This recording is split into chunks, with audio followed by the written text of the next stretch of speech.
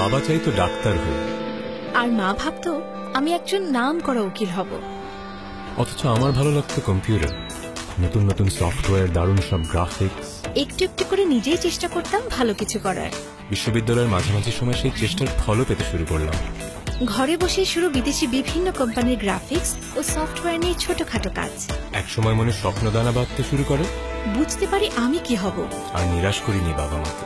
এখন তারাও আনন্দিত আমার সাফল্যে।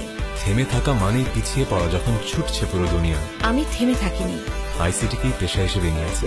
আর ছোট ছোট সাফল্য দিয়ে শুরু হওয়া আইসিটি সেক্টরে আমরা এখন সেরাদের দলে। এখন দেশ জুড়ে কাজ করছে 6 লক্ষ ফ্রিল্যান্সার। তৈরি হচ্ছে হাইটেক পার্ক, সফটওয়্যার পার্ক। 64টি জেলায় শুরু হতে যাচ্ছে এলআইসিটির বিশ্বমানের training programme. ICT career camp 2016। Digital বাংলাদেশে আমরা দুর্বার।